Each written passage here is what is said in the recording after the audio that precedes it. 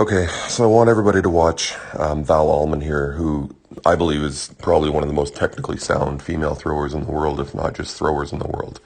The amount of torque and whip she gets off her throwing arm, as well as the rear focal that she keeps, which seems like forever, just looks so smooth and fluid and effortless. So let's take a look at this.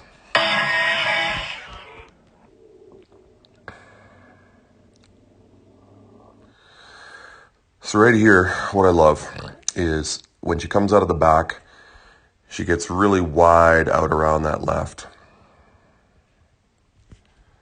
You can see that here, wide out around the left. And then as she enters the circle, her right hip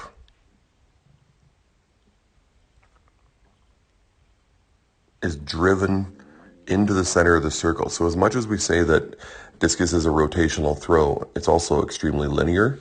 If you take a look at discus throwers from the top angle, if you're ever able to find film of a top angle, you can see that it's very linear, aside from obviously the arms being extended out, but the body goes through the center of the circle very linearly.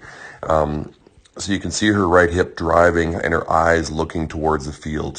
She's also very upright, which is something else we want to see. We don't want to see a lot of bend in the body or falling into the center of the circle. We see a lot of young throwers, as soon as they turn out of the back, they're so anxious to get into the center that they fall into the center.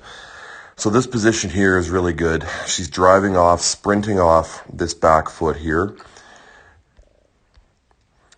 which allows her to drive through, once again, using that linear motion into the center to get separation of upper body and lower body.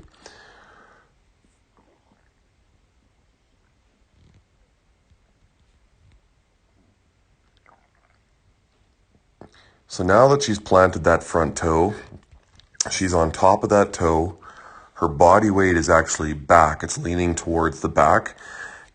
One of the most crucial positions is this center position once you get on top of your toe. The right toe, obviously, for a right-handed discus thrower.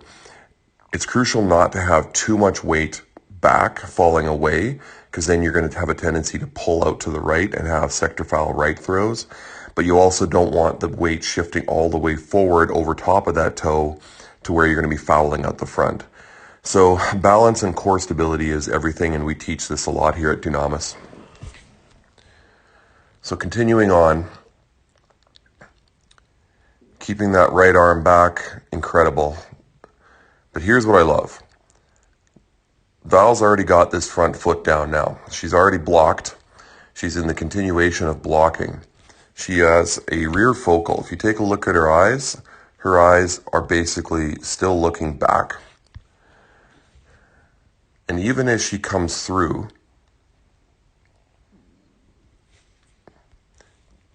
see how she's still peeking back. You don't want to turn the head too soon, because what that does is it causes a shift of the body weight forward. I mean that for it to be a flat plane.